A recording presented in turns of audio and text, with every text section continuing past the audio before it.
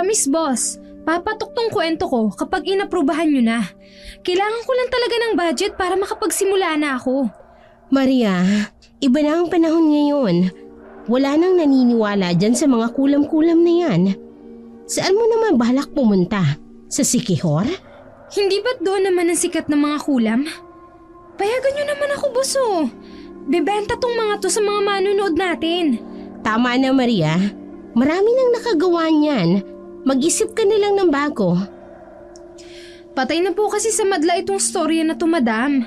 Binubuhay ko lang ulit kasi hindi naman natin alam na may makakasalumuha tayo na ganun, di ba? Maria, tama na, okay? Bakit hindi ka tumulad kay Leo? Magaling siya. Nadadala sa ibang bansa ang mga gawa niya kasi nakikinig siya sa akin. Hindi na papatok yung kulam stories mo.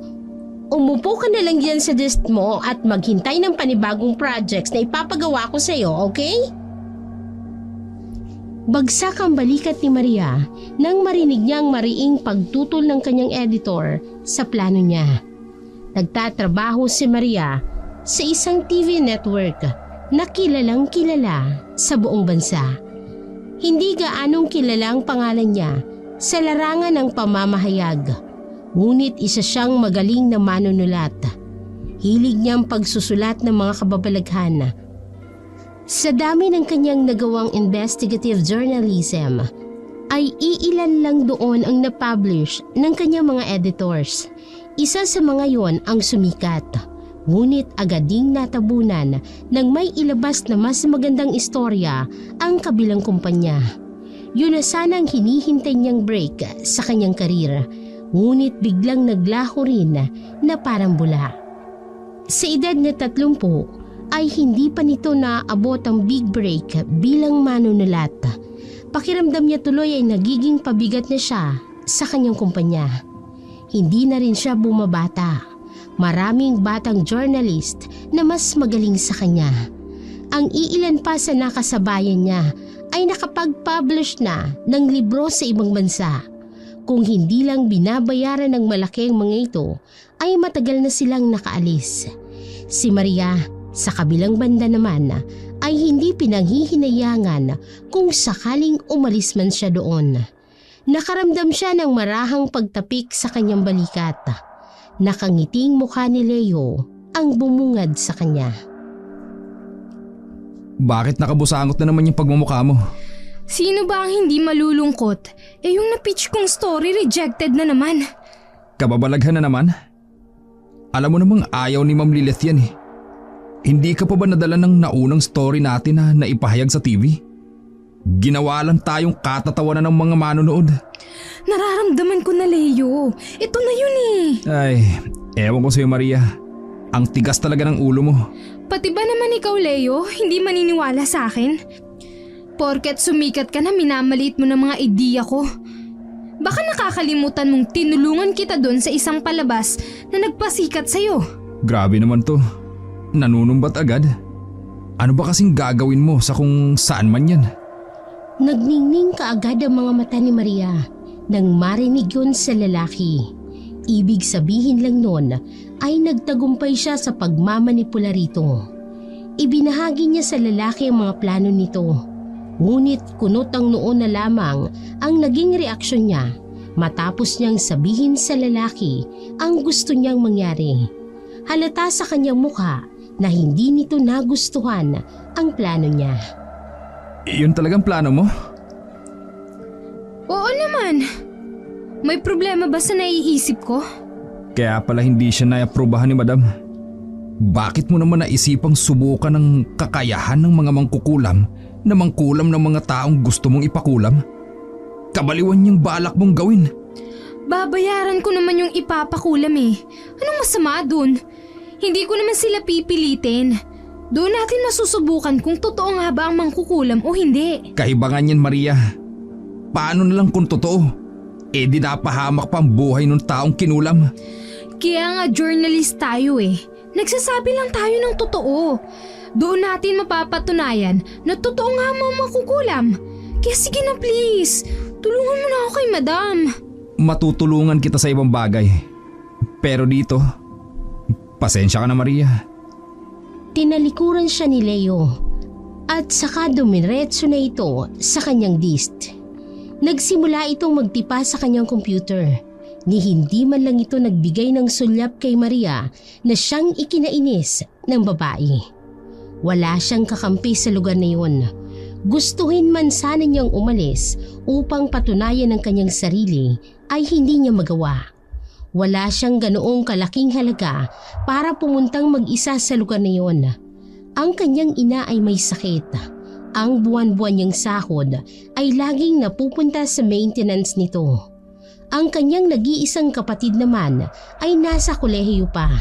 Siya lang din ang inaasahan nito kung kaya't hindi niya pwedeng galawin ang natitirang ipon niya. Ilang araw na hindi pinansin ng lalaki si Maria. Kung tatanungin man siya nito ay kaswal lamang ang mga sagot niya. Nabigyan siya ng isang proyekto ng kanilang editor kung saan si Leo ang mamumuno sa kanila. Gusto ni Maria ang trabahong yun at matagal niya nang hinihiling sa kanilang editor na siya ang hahawak ng proyektong yun. Ngunit napunta pa rin kay Leo.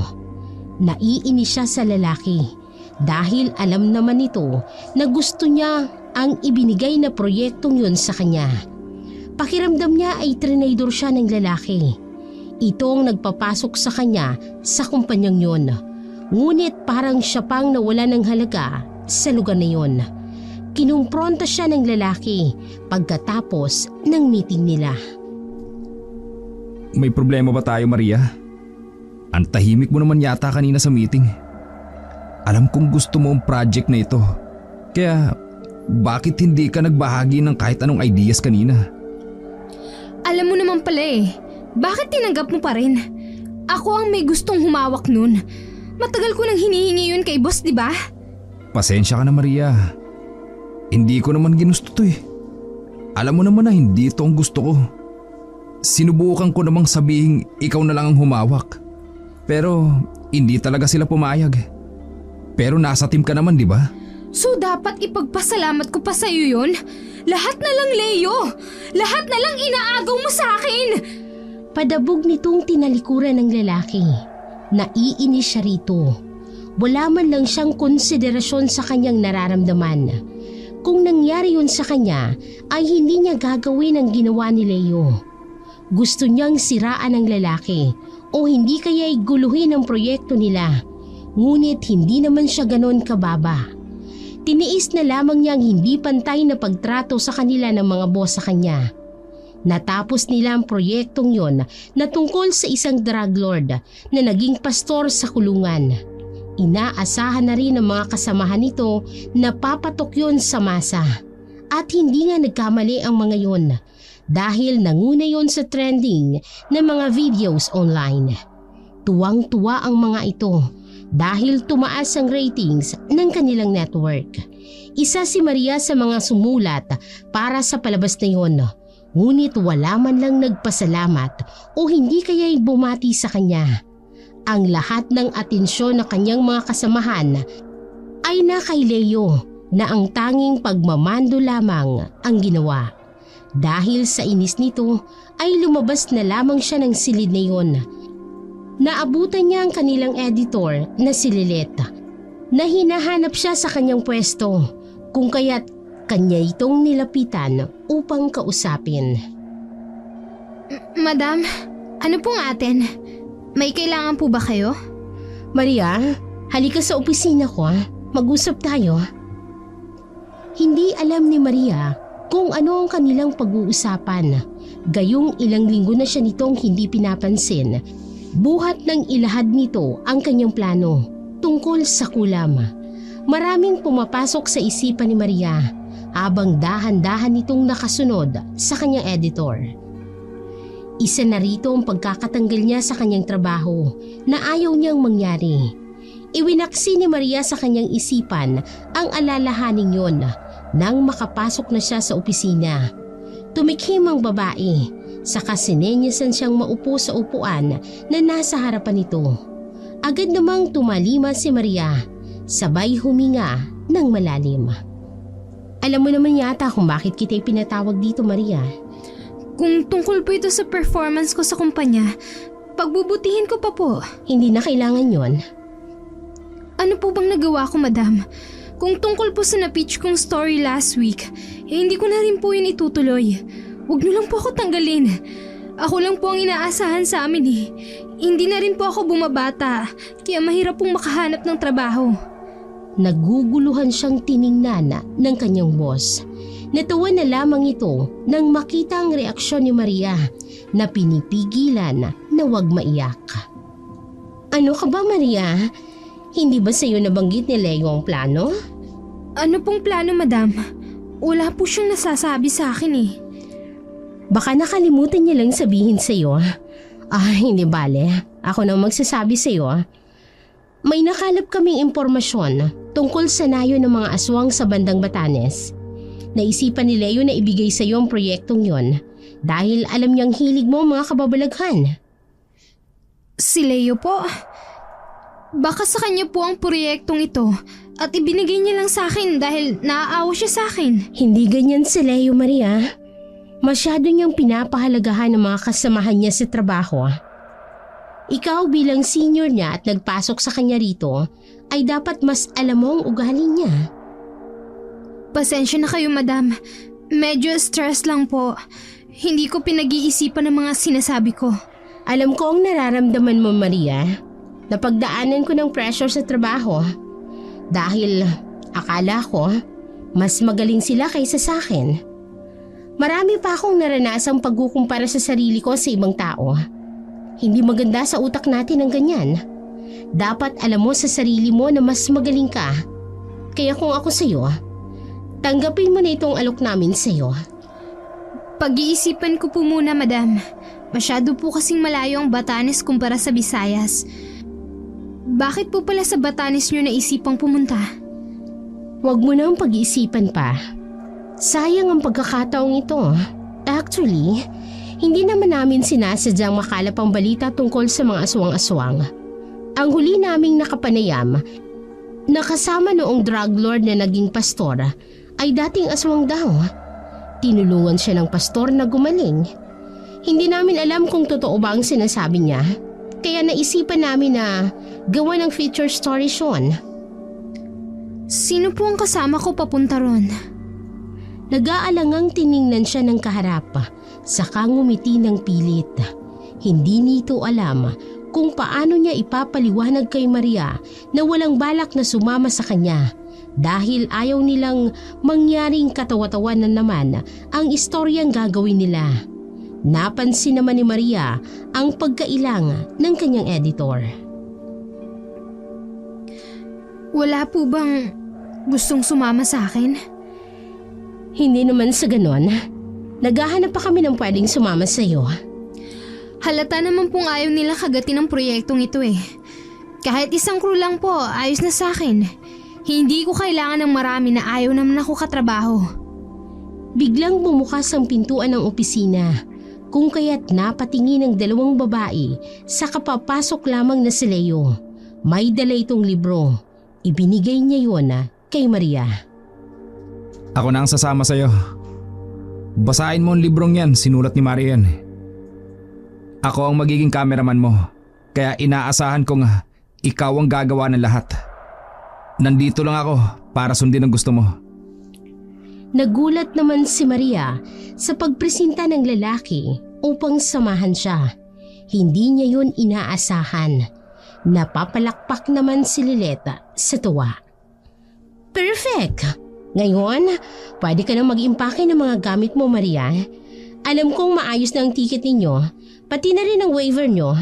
Tungkol naman sa budget, may nakalaan na para sa proyektong ito.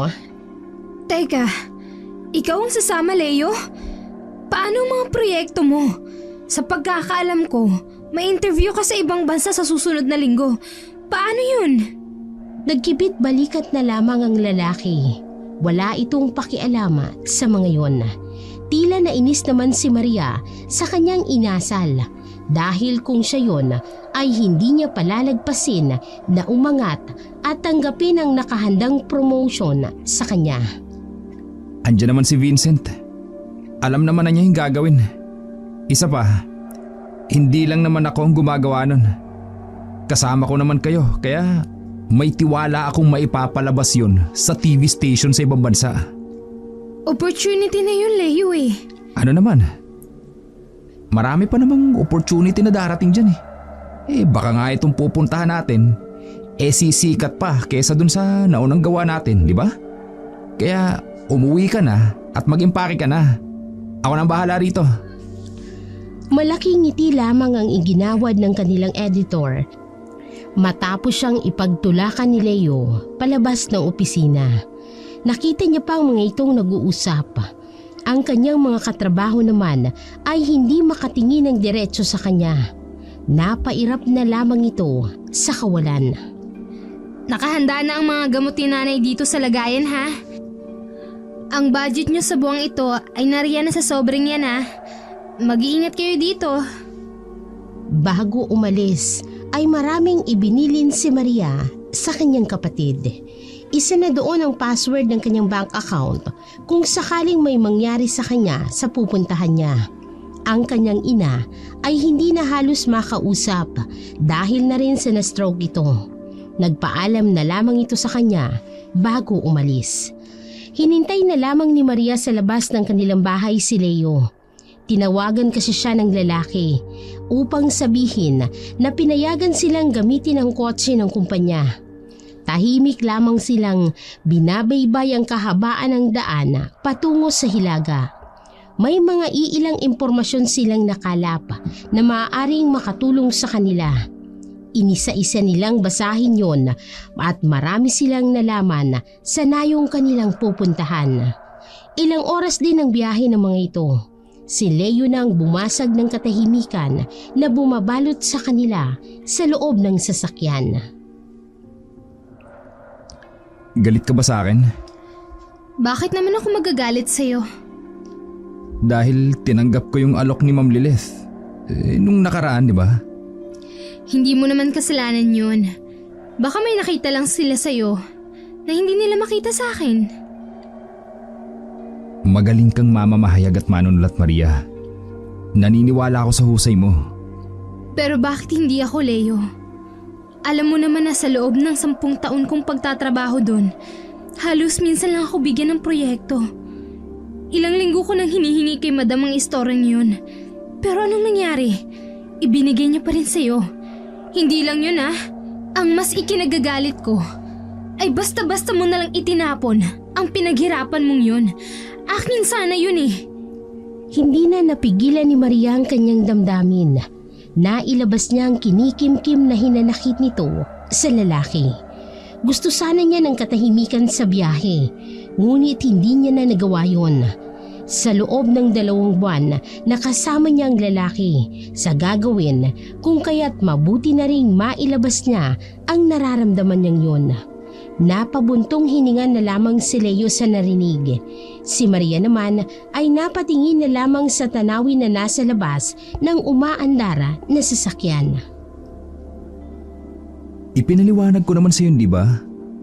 Hindi lang akong gumawa nun. Kasama ko kayo. Isa pa, alam ko namang sa susunod na buwan o sa susunod na taon, may ilalabas na issue tungkol sa pastor na yun. Hindi ako lubusang naniniwala sa kwento niya. Kilala mo ako, Maria. Kapag hindi ko gusto ang ginagawa ko, binibitawan ko agad yun. Hindi naman tama yun. Mas mabuti na rin pangalan ko nakalagay dun. Hindi ako mapalagay sa lalaking yun eh. Alam mong may gagawing hindi maganda. Hindi mo dapat hinuhusgahan ang tao dahil lang sa nakaraan niya. Hindi na lamang siya sinagot ng lalaki. Tuloy-tuloy lamang sa pagmamaneho nito sa sasakyan. Wala silang imikana hanggang sa makarating sila sa isang liblib na lugar. Biglang tumirik ang kanilang sasakyan. Ang hindi pa maganda sa nangyari ay wala man lang katao-tao sa paligid. Malapit nang gumabing at hindi nila alam kung malapit na ba sila. Lumabas na lamang ng sasakyan si Leo upang tingnan kung ano ang nasira. Tama ba ang dinaanan natin? Hindi ko nga rin alam eh. Wala nang signal dito. Hindi ko na magamit yung Google Map. Ano na yan? Wala man lang katao-tao dito. Ano bang nasira sa sasakyan? Hindi ko alam. Writer lang ako, pero hindi mekaniko. Namimiloso po ka pa ah. Nag-overheat yata tong makina ng sasakyan. Hintayin na lang natin na medyo kumalma siya. Napairap na lamang si Maria sa kawalan.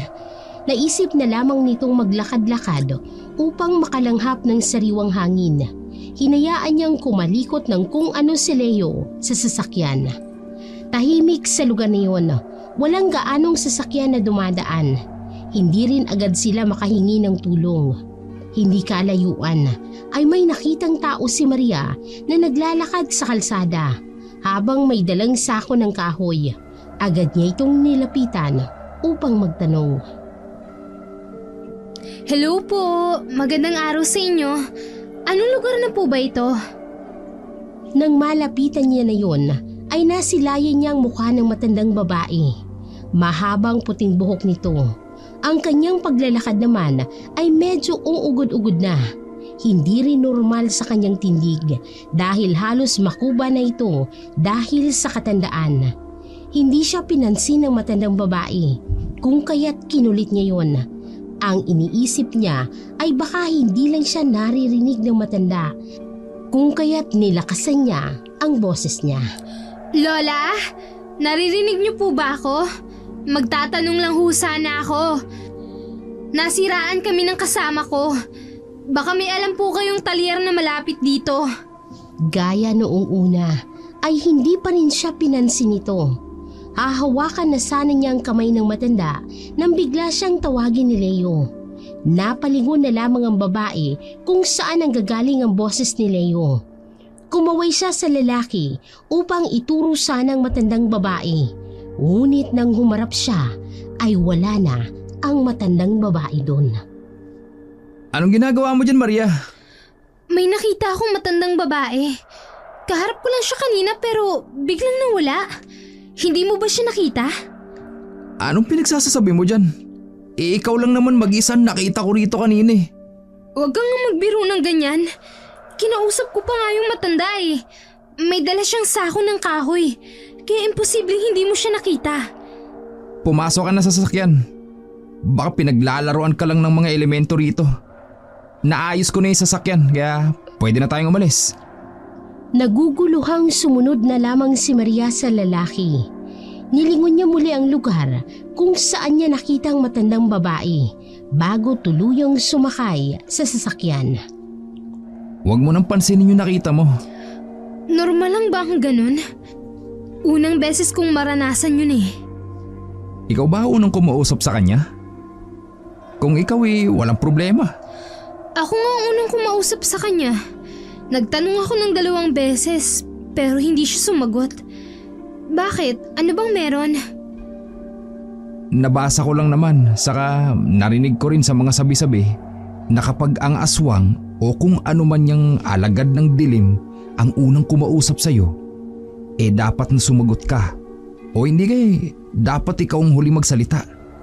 Sa ganung paraan, hindi ka niya mauusog o masusundan.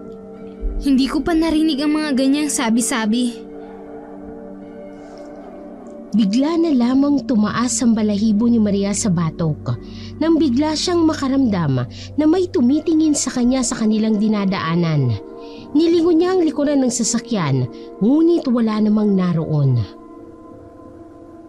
Guni-guni lang yun. May sinasabi ka? May naramdaman kasi ako nakatingin. Huwag mo na lang pansinin. Malapit na tayo. Sa tinagal-tagal na nagsusulat si Maria, ay noon lamang niya naranasan ang kilabot na yun. Napalunok na lamang siya ng laway nang makarating sila sa nayon na ang tanging ilaw ay ningas ng lampara. Walang katao-tao sa labas ng nayon na yun, ngunit hindi naman nagmumukhang abandonado ang lugar. Kung titingnan mabuti, ay may mga taong nakatingin sa kanila sa awang ng kanilang bahay. Nagmamasid ang mga ito sa bawat galaw nila. Agad niyang nilapitan si Leo na abala sa pagbaba ng mga gamit sa sasakyan. Nakikita mo ba ang mga taong nakatingin sa atin? Marami sila. Nabasa ko na tungkol sa kanila mula dun sa ibinigay na journal ni Mario. Yung aswang na natulungan ng pastor. Mga tao raw ang nakatira dito. Kaya ligtas tayo sa lugar na to. Dala ang kanilang backpack at kamera ay agad silang nagtungo sa pinakamalaking bahay na naroroon sa nayon. Ayon sa tala ay doon nakatirang namamahala na tinatawag nilang kapitan. Habang naglalakad ay naramdaman ni Maria ang tinging nakasunod sa kanila. Si Leo sa kabilang banda ay wala man lang reaksyon sa nangyari dahil tuloy-tuloy lamang ang lakad nito patungo sa bahay na yun. Hindi naman sila nahirapang hanapin ang bahay ng kapitan dahil hindi lalampas sa 30 ang bahay na naroroon. Nang makarating sila roon ay agad na kumatok si Leo ng 4 na beses. Tao po! Tao po! Ako po si Leo. Yung kasama ko naman po ay si Maria. Kailangan lang po namin kayo makausap. Tao po! Parang wala namang tao sa bahay na to eh.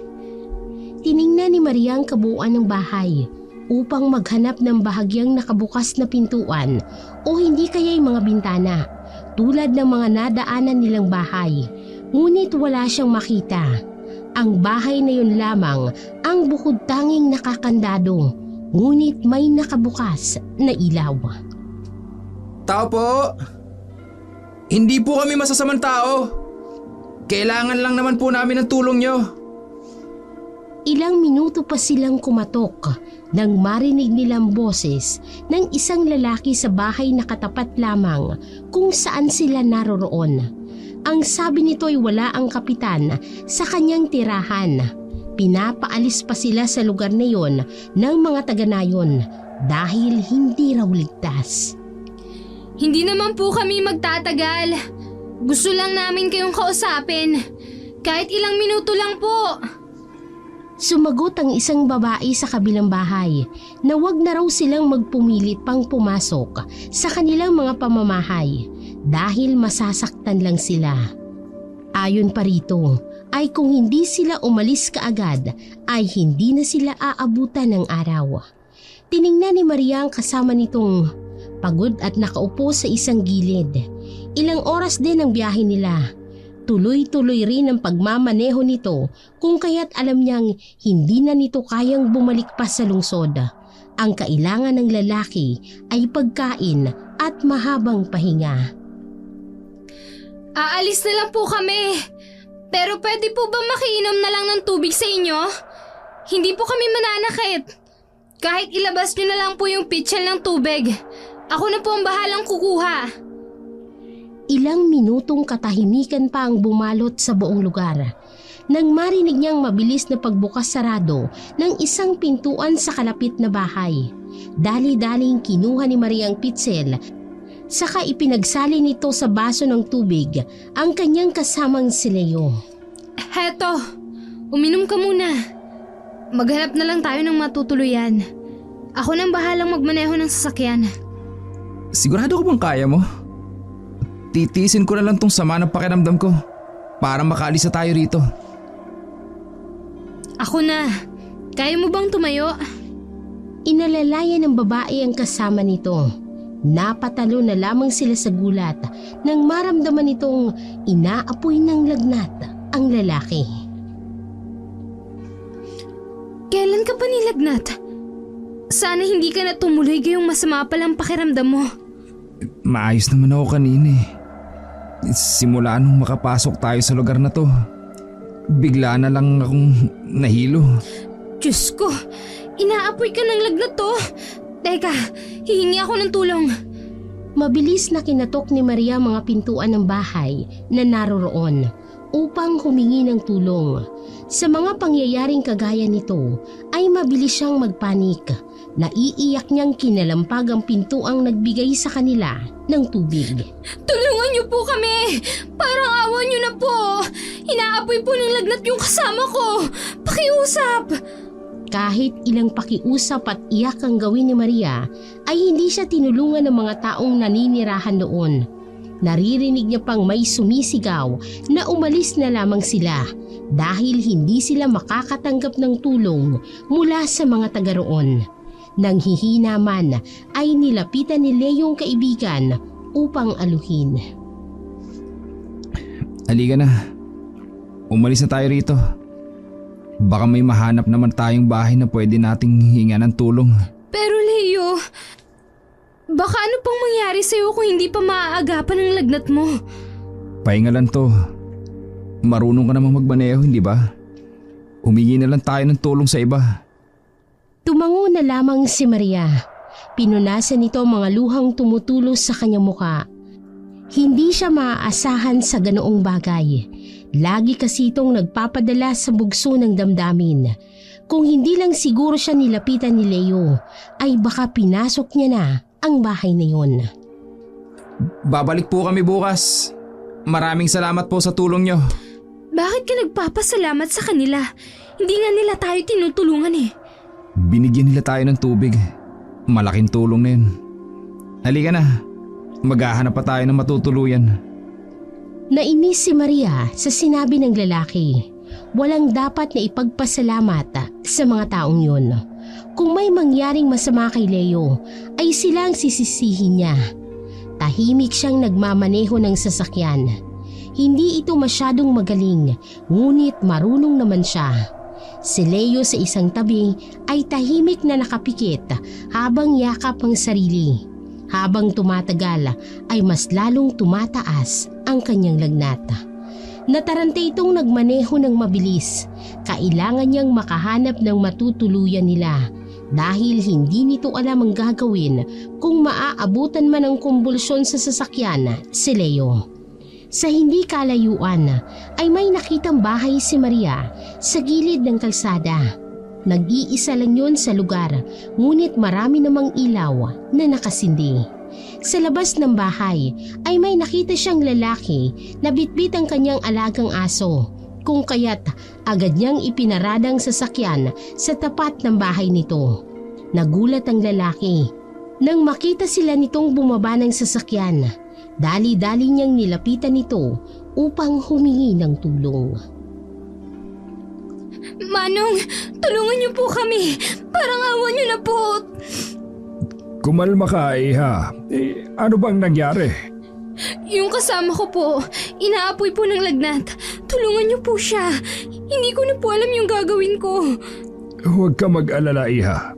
Tutulungan ka namin. Tinawag ng matandang lalaki ang kanyang anak at asawa upang buhatin ang nanginginig na katawan ni Leo sa loob ng sasakyan. Dali-dali nilang binuhat ang lalaki papasok sa kanilang bahay. Hindi alam ni Maria ang gagawin kaya sumunod na lamang siya sa kung saan dinala si Leo. Abalang mag-ina sa paghahanda ng palangganang may lamang tubig. Ang lalaki naman ay may dalang mga dahon ng halaman. Inilagay niya yon sa ulot katawan ni Leo. Nagsindi muna ito ng kandila at saka umusal ng munting dasal. Matapos niyang hipa ng kandila ay doon lamang kumalmang katawan ng lalaki. Mabuti na lamang at nadala mo ang kasama mo dito sa aming bahay. Sino ba nagturo sa iyo ng lugar na ito? Nagmaneho lang talaga ako ng sasakyan hanggang sa makahanap ng pwedeng hinga ng tulong. Kumusta na po siya? Sa ngayon ay ayos na siya. Nabati lamang siya ng mga naninirahan sa lugar na ito. Masyadong mababa ang kanyang dungan. Dungan? Ano po yun? Mahirap ipaliwanag, ngunit sa simpleng eksplenasyon, ito ang proteksyon nyo laban sa kampon ng dilim. Ang taong may mahinang dungan ay lapitin ng disgrasya. Oo nga pala, saan ba kayo nanggaling? Mula pa po kami sa lungsod ng Maynila. Pumunta po kami rito para sa trabaho. Sa katunayan, ay nanggaling pa kami dyan sa kabilang nayon upang hanapin ang tinatawag na kapitan. Pero wala siya ron. Kahit ang mga tao hindi kami tinulungan. Napatayo ang lalaki sa kanyang kinauupuan. Naglakad ito papunta sa pintuan ng bahay. Hindi ganoon kalaki ang bahay. Gawa lamang yon sa pinagtagpi-tagping kawayan. Malayo ang tingin nito sa labas. Binalingan niya ng tingin si Maria at napabuntong hininga. Pagpasensyaan mo ng mga kanayon ko ha. Ganon talaga dito sa amin. Kada sasapit ang 6:00 ng gabi, ay hindi na kami pwedeng lumabas ng bahay. May gumagala kasing aswang dito. Matagal na naming problema ang salot na yun. Ngunit hindi sila basta-basta napupuksa. Alam niyo po ba kung saan ang pugad ng mga aswang? Narinig niyang napaubo ang asawa nito habang hindi makapaniwalang nakatingin sa kanya. Ano naman ang gagawin mo sa pugad ng mga aswang, Iha? Masyadong mapanganib ang lugar na yon. Huwag ka nang magtangkang puntahan pa yon. Yun nga po yung ipinunto namin dito. Kailangan namin makapanayam yung mga aswang. Alamin na ang mga buhay-buhay nila at kung bakit nila ginagawa ang pagpatay. Natawa na lamang ng pagakang lalaki. Hindi niya maipaliwanag ang kanyang nararamdaman kung matutuwa ba ito o magagalit kay Maria. Mas masahol pa sila sa hayop, Iha. Pare-pareho lang sila. Wala nang natitirang mabuti sa kanila. Bakit po parang kilalang kilala niyo po silang lahat? Dahil yon ang totoo. Walang palya. Kada Miyerkules at Biyernes ay lumulusob sila sa nayon upang maghasik ng kasamaan. Ang sino mang makita nilang naglalakad sa labas ay itinuturing nilang pagkain. Kailan po nagsimulang mangyari to? At bakit hindi na lang sila pumunta sa ibang lugar para maghanap ng mga pagkain nila? Hindi kami pwedeng lumagpas sa hangganan ng nayon. Ano pong ibig niyo sabihin? Hindi na sinagot ng lalaki ang tanong nito. Nang tawagin siya ng kanyang asawa. Maganda ang babaeng yun. Halos kaedad niya lang o mukhang mas bata pa sa kanya. Ang lalaki naman sa kabilang banda ay may katandaan na. Ang mabuti pa siguro magpahinga ka na. Ano nga palang pangalan mo? Ako si Lerma. Ang asawa ko naman ay si Tomas. Ito ang anak namin si Joshua. Nakalimutan ko na tuloy magpakilala. Ako si Maria. Yang kasama ko naman ay si Leo. Kasalukuyan kami nagtatrabaho bilang manunulat. May TV or radyo po ba kayo? Doon kasi kami nagtatrabaho nitong kasama ko. Naku Maria, walang ganyan dito sa amin. Simple lang kasi ang buhay dito. Ang makakain lang kami ng 3 beses sa isang araw ay sapat na sa amin. Pero alam naman namin kung ano ang mga yan. Bakit hindi po kayo lumuluwas ng Maynila upang doon magsimula? Maraming trabaho na pwedeng pasukan doon. Lalo na kung ang problema nyo dito ay yung aswang. Huwag mo kaming alalahanin, Maria. Ang mabuti pa, matulog ka na. Bukas na lang namin sasabihin sa inyo yung nangyayari dito sa lugar na ito. Teka lang, nakakain ka na ba? May gulay pa akong niluto dyan kanina. Gusto mo bang kumain? Salamat na lang po, pero gusto kong magpahinga. Pumunta ang babae sa isang aparador. Sa kanya hinugot ang kumot at unan na maayos na nakatago sa loob. Iaabot na sana nito mga yon nang makaramdam sila ng malakas na pag-uga ng bubungan. Sa labas ng kanilang bahay ay nakarinig sila ng alulong ng aso. Magtago kayo. Bilisan nyo. Sumusugod na naman sila. Hindi malaman ni Maria kung ano ang kanyang uunahin, ang magtago o tulungan ang inaapoy sa lagnat na si Leo. Lalapitan sana niya sa higaan ng lalaki nang bigla siyang hagitin ni Lerma sa isang tabi. May hawak itong kakaibang kutsilyo, samantalang ang kanyang anak na lalaki ay may hawak na buntot pagi. Tahimik lamang ito sa gilid. Kalmado at hindi makikitaan ng pagkabahala. Tila ba sanay na siya sa pangyayaring yun. Si Tomas naman sa kabilang banda ay nagsaboy ng asin sa labas ng kanilang bahay. Maririnig ang malakas na atungal ng mga aswang na tinamaan ng asin sa labas ng kanilang bahay. Iwinasiwas din ito ang hawak niyang mas mahabang buntot pagi. Sa hindi malamang kadahilanan ay biglang nakaramdam si Maria ng paninikip ng dibdib. Hindi ito makahinga na para bang may humihigop sa kanyang lakas. Bago mawala ng malay ay naramdaman niyang malakas na pagsipa ni Lerma sa kanyang likod. May tumalsik na dugo sa kanyang muka. Nagising na lamang si Maria sa mahinang pagtapik sa kanyang muka. Nang imulat nito ang kanyang mga mata ay nasilayan niya ang mukha ni Lerma na nag-aalala sa kanya. Bumalik sa kanyang gunita ang nangyari sa kanya ng gabing yun. Bigla siyang napabangon, ngunit agad ding napahiga nang maramdaman niya ang pagkirot ng kanyang liig. Masakit pa ba? Kararating mo lang dito ngunit muntik ka pang mamatay. Ano bang nangyari? Ang huling naalala ko lang, yung hindi ako makahinga. Ganoon na nga ang nangyari. Ang mahabang dila ng tiktik ay siyang pumulupot sa liig mo. Huli ko na nakita. Nakapasok na pala sa bubungan ng dila niya. Hindi ako makapaniwala na ganoon na lamang palang bangis ng mga aswang. Mas malala pa nga dyan na madalas nilang gawin eh. Huwag mo nalang isipin yan. Halika sa labas. Naroroon ang kaibigan mo. Masaya silang nagkakape ng asawa ko. Maayos na ba ang pakiramdam niya? Naku, oo naman. Magaling na manggagamot ang asawa ko eh. Hindi mo na itatanong. Siya ang sikat na albularyo dito. Lumabas sila ng bahay at doon nila naabutang maganang nag-aalmusal ang tatlong lalaki.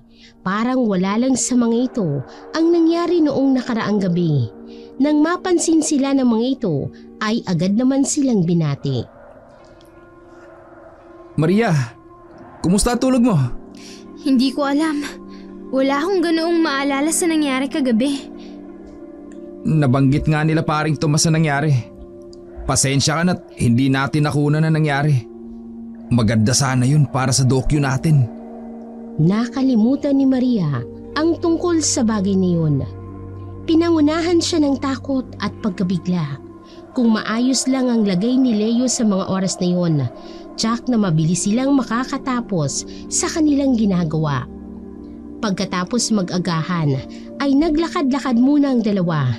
Hindi sila hinayaang magligpit man lang ng kanilang pinagkainan dahil sila raw ay bisita. Nakausap ni Leo mag-asawa kung pwedeng doon muna sila mamalagi kapalit ng pera, ngunit hindi sila nito pinayagang magbayad pa. Ayos na sa kanilang pagkain o kahit langis na kakailanganin ni Tomas sa kanyang panggagamot. Napadpad sila sa isang masukal na gubat na hindi naman kalayuan sa bahay ng mag-asawa. Hindi ka man lang ba natakot na humingi ng tulong sa kanila kagabi? Hindi mo ba naisip na maaaring aswang sila? O hindi kay masamang tao? Sa labis na pag-aalala ko sa'yo kagabi, ay maiisip ko pa bang alamin kung aswang sila o hindi? Swerte na lang tayo dahil mabubuting tao sila. Sigurista ka eh. Gusto mo lahat ng plano mo nasusunod. Maingat ka rin sa pagdidesisyon. Pero bakit parang nakalimutan mo yun? Nagagalit ka ba dahil hindi ko nakunan yung pag-atake ng mga aswang kagabi? Marami pa namang mangyayaring pag-atake eh. Nasa loob ng sasakyan yung mga gamit natin. Mas inuna pa kita kaysa sa trabaho. Hindi naman sa ganon. Dapat inuna mo na lang ang kaligtasan natin pareho. Pwede naman tayong manatili sa sasakyan eh. Ay nako, imbis na magpasalamat ka na lang, ang dami mo pang reklamo. Napatigil ang lalaki sa paglalakad at agad siyang napaupo upang hawakan ang pulbura na nakakalat sa daan. Sinundan niya ng tingin ang mahabang guhit na iyon hanggang sa hindi niya na maabot ng tingin. Sa tingin mo ba, konektado to sa pag-atake kagabi? Anong ibig mong sabihin? Hindi ako sigurado. Kanina kasi, pagising ko, may nakita akong nakakalat na ganito sa labas ng bahay ng mag-asawa. Halika, sundan natin ang mahabang linyang yan. Sinundan nga nila ang mahabang linya ng pulbura na nakakalat sa daan. At doon nila nakita na hanggang batis lamang yun. Kumunot ang noo ng lalaki nang marating nila ang isang banda kung saan burado ang guhit sa lupa. Hindi ito kalayuan sa bahay nila Tomas. Weird. Hanggang dito lang talaga ang guhit. Yung ibang parte ng gubat, puro lata na. Ano kaya sa tingin mo ang unahan ng batis na yan? Gusto mo puntahan? Halika. Kung ako sa inyo, hindi ako lalagpas sa guhit na ito. Mapanganib para sa karaniwang taong lugar na yan. Mas mainam nga, makaalis na kayo sa nayon habang maaga pa. Hindi nila namalayan ang kanyang pagdating. Tahimik nitong ikinalat ang puting pulbura na nabura. Narinig ng dalawang nag-usal ito ng kakaibang dasal habang ginagawa yun. Para sa inyong ginagawa nyo? Diyan po ba ang pugad ng mga aswang? Imbis na sagutin ng lalaki ang mga tanong, ay iniba niya ang usapan. Hindi ba't kailangan niyong makausap ang mga taga-nayon? Pumunta na kayo doon. Kinausap ko na sila kung papayag ba silang makausap niyo. Agad naman silang pumayag. Nagtinginan ng dalawa na agad namang bumalik sa kanilang sasakyan kung saan naroon ang ilan nilang gamit. Hindi kalayuan sa lugar na yon sa bahay ng mag-asawa, kung kaya't wala pang ilang minuto ay nakarating na sila sa lugar. Kasama nila ang anak ni Tomas upang alalayan sila. Nadatna nilang abala ang mga tao sa kani-kanilang ginagawa. Nang marinig ng mga ito ang ugong ng sasakyan, ay sabay-sabay silang napalingon. Naunang bumaba si Joshua upang kausapin ang mga ito. Nang masigurong ayos na, ay sinenyasan na lamang nito ang dalawa na bumaba ng sasakyan. Nilapitan ni Maria ang kinausap ni Joshua na napag-alaman nitong anak ng kapitan. Sinabihan niya ito ng mga gagawin nila na maging ang mga tanong na kanilang itatanong sa kanila. Huwag niyo na lang pong pansinin ang camera ha. Isipin niyo na lang po na ako lang ang kausap niyo. Tinanguan lamang siya ng babae. Ang mga naninirahan naman doon ay tahimik na nanunood sa kanila. Ang unang tanong ko po ay anong klaseng aswang ang umatake sa inyo? Sinagot naman itong iba't ibang klase ng aswang ang umaatake sa kanila. Yon ay karaniwang aswang, tiktik, manananggal o di kaya'y awok. Lahat ng mga aswang na sinasabi nito ay hindi basta-basta dahil natural daw na malalakas ang lahi nila. Gaano na po ba katagal na sumasalakay ang mga aswang sa nayong ito? Napatango na lamang si Maria sa kanyang narinig. Ang sabi ng kanyang kausap ay matagal na. Nakasanayan ng araw nila yon. Ang tanging ginagawa lamang nila ay labanan ng mga ito o hindi kaya'y magtago sa kanilang mga bahay. Bakit hindi po kayo umaalis sa lugar na to? Gayong hindi naman pala kayo ligtas. Ang tanging nabanggit lamang ng kanyang kausap ay hindi sila pwedeng lumagpas sa hangganan. Wala na itong ibang sinabi pa dahil napatikim ang isa sa mga kasama nila.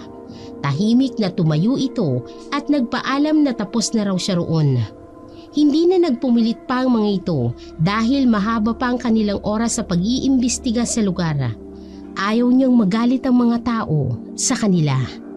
Ilang araw pang nanatili ang mga ito sa lugar na iyon. Napansin nila na maraming alagang hayop ang mga tao. Ngunit ni minsan ay hindi nila nakitang nagkataya ang mga ito upang gawin nilang ulam. Tanging gulay lamang ang paulit-ulit nilang kinakain.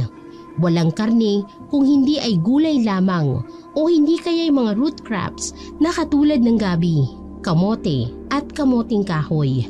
Dahil na rin sa nauumay na sila sa paulit-ulit na pagkain yon, ay nagdesisyon silang pumunta sa palengke na malapit. Wala rin kasing kuryente sa lugar na yun kung kaya't kailangan pa nilang lumuwas upang mag-charge ng kanilang mga kamera maging ng mga dala nilang cellphone. Gusto sana nilang isama si Joshua, ngunit mariing sinabi nitong hindi siya pwedeng lumagpas sa hangganan.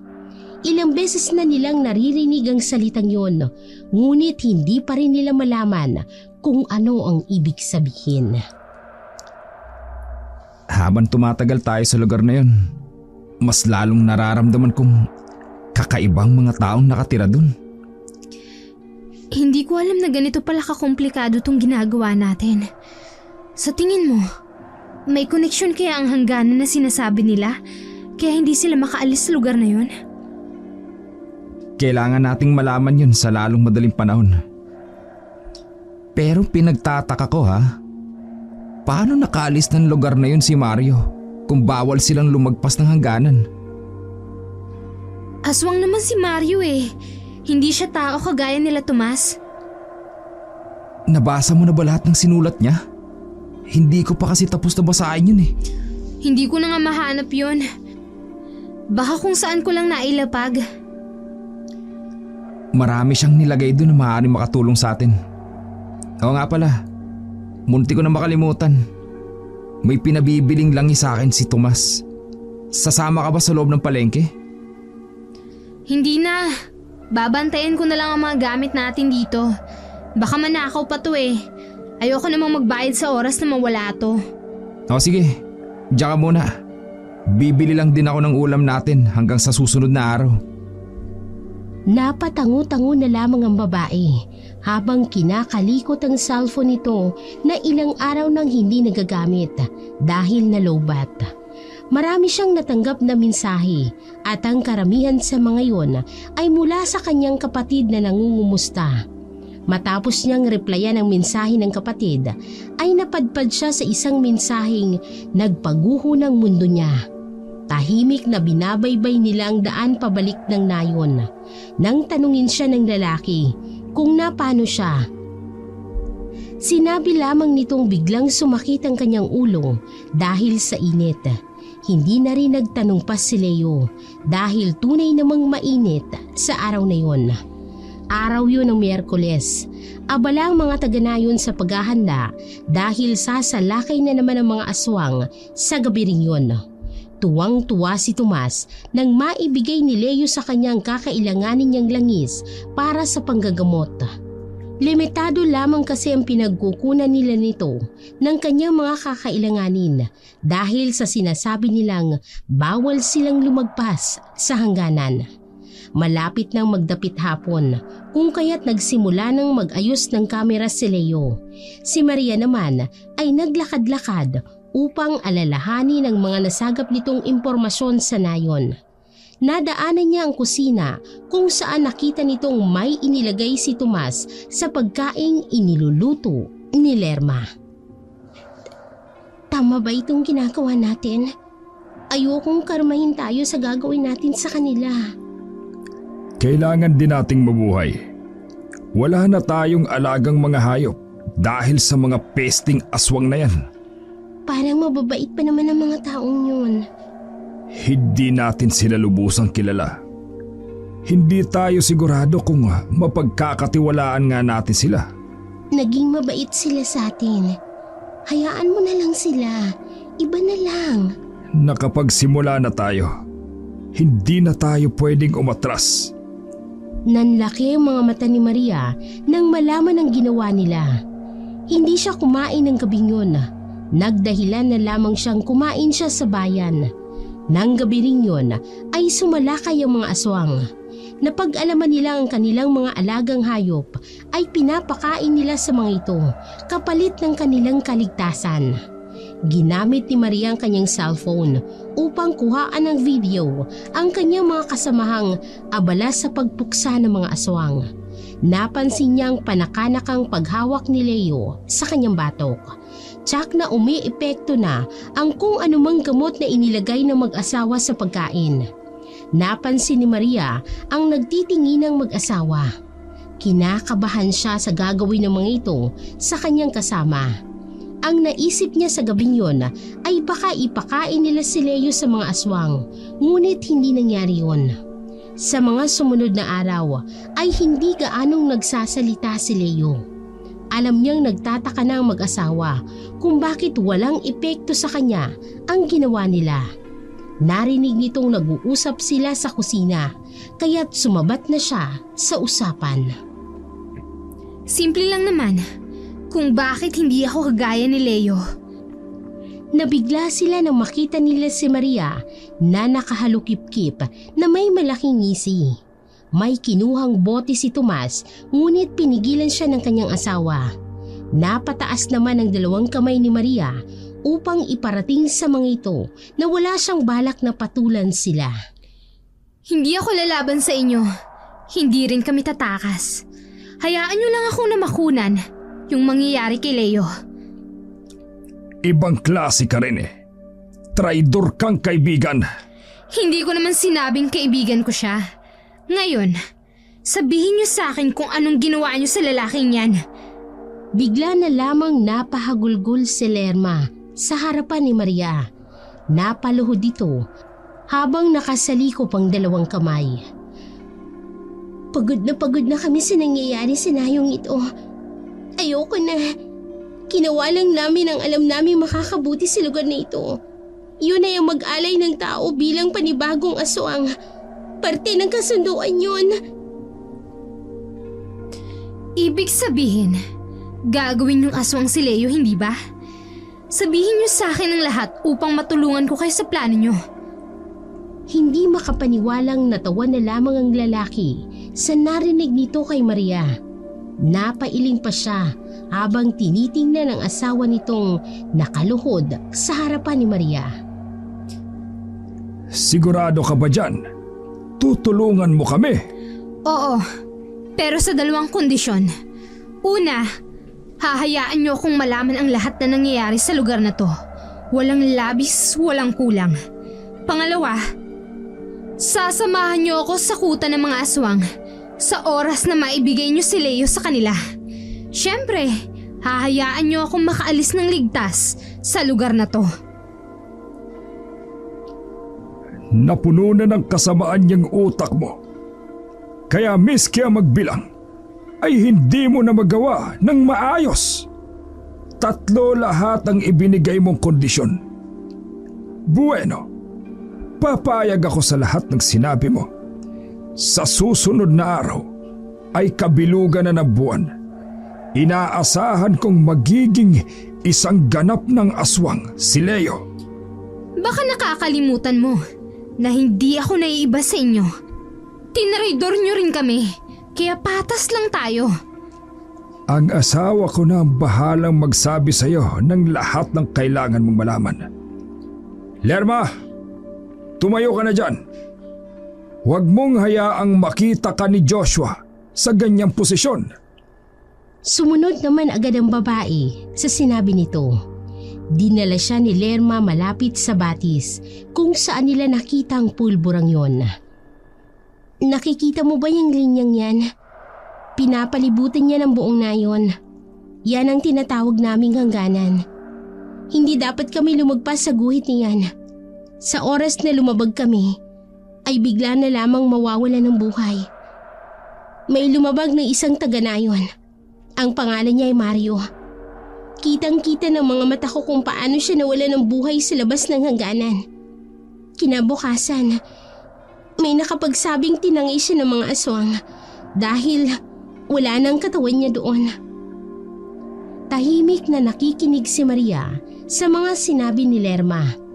Napagtanto nitong matagal na silang niloloko ng kung sino mang nagpapaniwala sa kanila na mamamatay sila sa oras na lumagpas sila sa hangganang yon.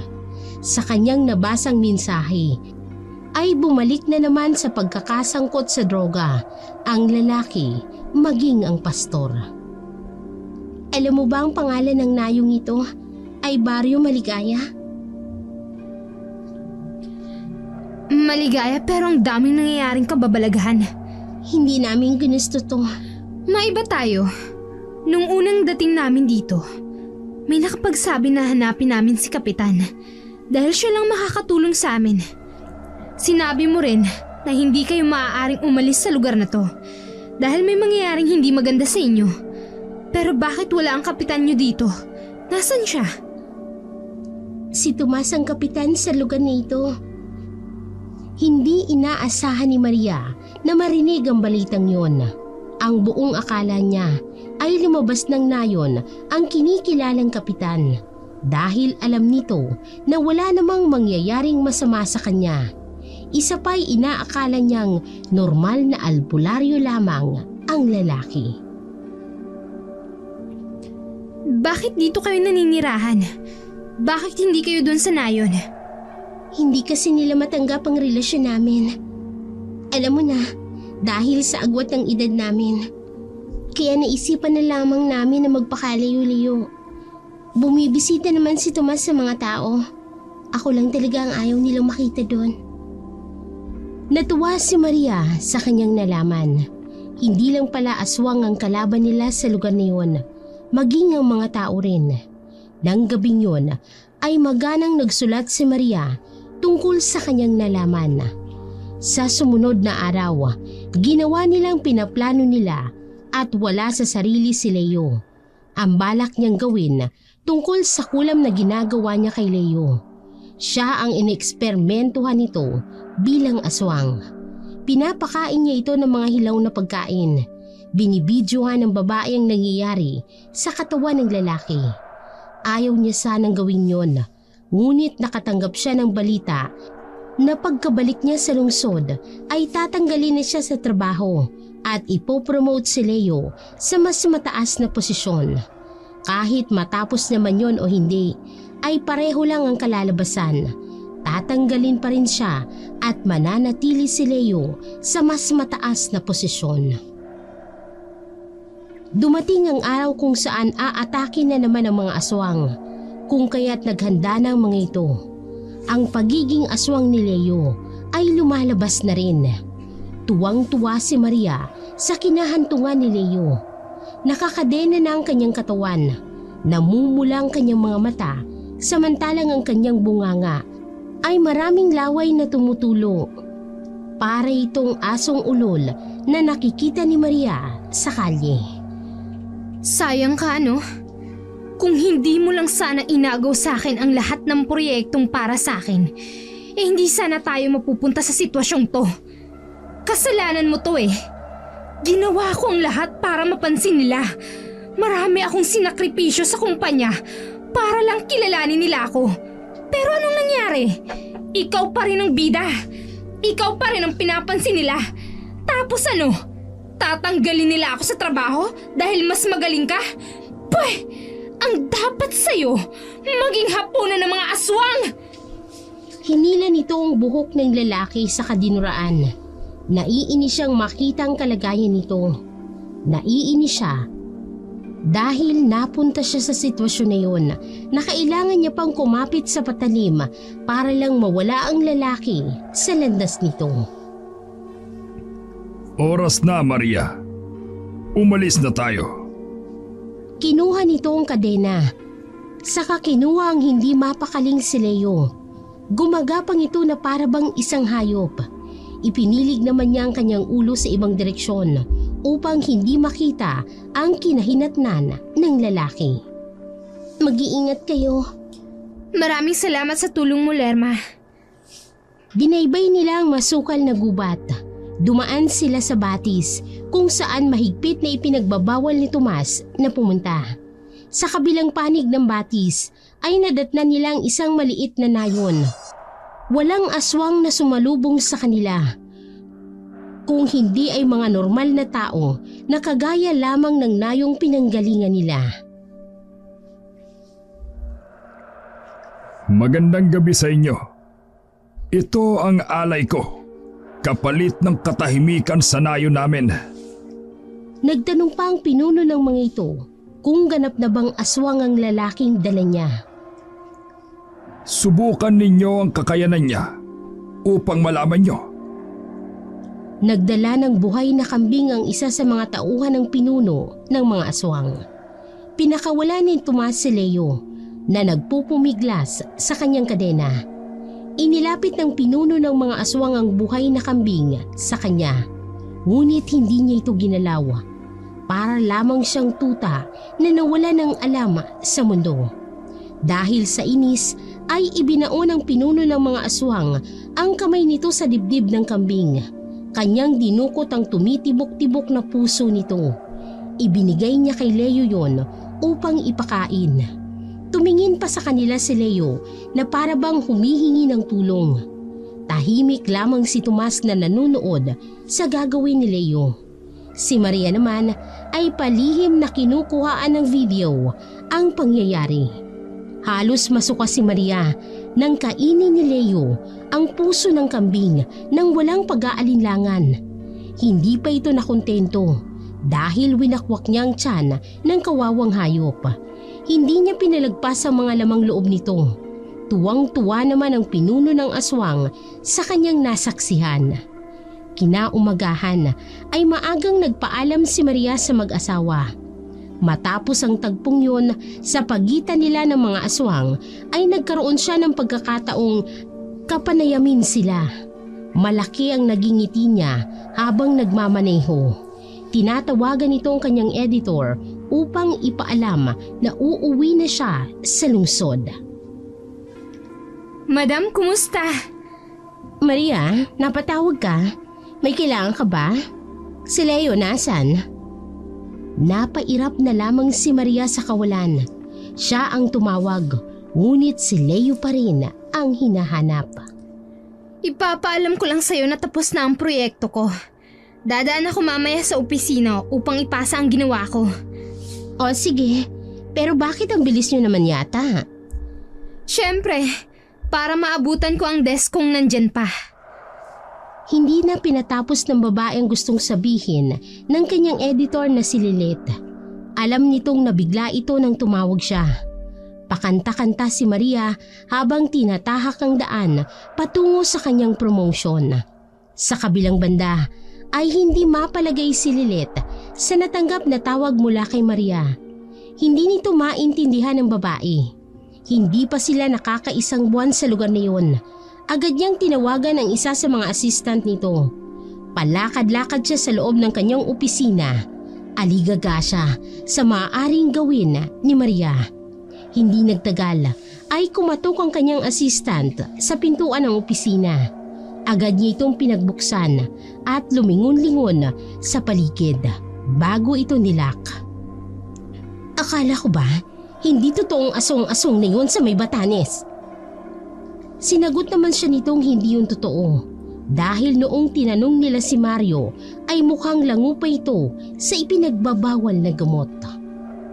Kaya nga ipinadala ko si Maria sa lugar niyon dahil sinabi mong hindi totoo na may aswang. Para na rin may dahilan tayo na paalisin siya sa kumpanyang ito. Tapos ano tong nabalitaan ko? Tapos na niya ang proyekto. Hindi lang yon. Sa loob ng 3 linggo natapos niya na. Ano bang ginawa ni Leo? Bakit hindi siya makontak? Sinabi ng kanyang assistant na maging siya ay hindi na rin nakatanggap ng text o tawag galing sa lalaki. Ano nang gagawin natin? Bigyan mo ako ng suggestion. Hindi ko alam ang gagawin ko. Parang mababaliw na ako. Natigil ang kanilang pag-uusap nang may kumatok sa pintuan. Pilit nitong binubuksan, ngunit nakalak ito. Galit na nilingon ng babae ang istorbong pilit na pumapasok sa kanyang opisina. Handa na sana itong bungangaan, ngunit narinig niyang boses ni Maria sa labas. Nagkatinginan sila ng kanyang assistant na para bang hindi nila nagustuhan ang panauhin. Sinenyasan niya itong lumabas upang makapag-usap sila ng babae. Napahilot na lamang si Lilith sa kanyang sentido dahil sa stress. Malaki ang naging ngiti ni Maria nang makapasok na siya ng opisinang yon. Agad na bumungad sa kanya ang mukha ni Lilith na problemado. Magandang araw, madam. Mukhang problemado ka ata. Maupo ka. Nasaan nga pala si Leo? Hindi ko alam. May nakikita ka bang, Leo? Hindi ba wala? Anong ibig mong sabihin wala si Leo? Nasaan ang kaibigan mo, Maria? Hindi ko alam. Itong video lang ang meron ako. Inilapag ni Maria ang CD kung saan naroroon ang mga video na kuha sa nayon na kanilang pinuntahan. Inilagay ni Lilet sa isang CD player ang ibinigay ni Maria. Nanlalaking pinanood ng babae ang kalunos-lunos na sinapit ni Leo. Halos masuka ito nang makita niya ang pangyayari kung saan kumakain ng buhay na hayop ang lalaki. Anong ginawa mo kay Leo? Hindi ba't sinabi ko sa inyo na gagawin ko ang lahat? Ayan ang patunay na totoo ang aswang. Isa si Leo sa mga aswang. Ang gandang palabas, hindi ba? Nararamdaman ko na nasisikat ang gawa ko. Napakasama mong tao, Maria. Hindi na tama ang ginawa mo. Mas masahol ka pa sa aswang. Alam ni Maria na mali, pero hindi na siya pwedeng tumigil. Naroon na siya. Malapit niya nang makuha ang gusto niya. Kung ayaw niyong ipalabas ito, ayos lang naman. Alam kong kukunin ng kabilang kumpanya ang ginawa kong to. Galit na binasag ni Lilet at tinapakan ng CD na ibinigay nito. Natawa na lamang si Maria habang pinapanood ang panggigigil ng babae. Akala mo ba wala akong hawak na kopya ng CD na yan? Maria, anong nangyayari sa'yo? Hindi ka naman dating ganyan. Pati ang kaibigan mo ay pinagkanulo mo dahil sa pagiging ganid mo. Sa ginawa niyo sa akin, akala niyo ba magiging ayos lang sa akin ang lahat? Alam kong sinabotahin niyo ang gawa ko. Alam ko rin na tatanggalin niyo ako sa kumpanyang to. Maiintindihan ko pa kung sa akin kagalit. Pero si Leo, walang ginawang masama sa iyong taong yon. Ginawa niya ang lahat para maprotektahan ka. Inalagaan ka niya. Imbes na ikaw ang sisihin sa nangyari, siya ang umako ng pagkakamali mo. Wala na akong pakialam. Hindi ko itatapon ang pinaghirapan ko gaya ng ginawa niyo. Sana naman, alam mo ang ginawa mong mali, Maria. Hindi nararapat kay Leo ang kaparusahang yun. Ang alam ko lang ay ginawa ko ang lahat para may mapatunayan sa inyo. Bueno, alam ko namang wala kayong balak ipalabas to. Kaya naman nauna na akong pumunta sa kabilang istasyon. And guess what? Ipapalabas nila yon sa lalong madaling panahon. Tuwang-tuwa si Maria nang makita nito ang halos hindi maipintang reaksyon ni Lilet. Umalis siya ng kumpanyang yon na may malaking ngiti sa labi. Hindi nga siya binigo ng istasyon na kanyang nilapitan. Ipinalabas agad nila ang gawa ni Maria. Kahit sensitibo yon, hindi natakot ang mga ito na isa lang ang palabas na yon.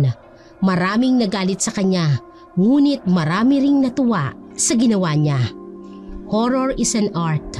Ang mga nakaka-appreciate lang ng art ang nakakaalam kung gaano kaganda ang ginawa niya.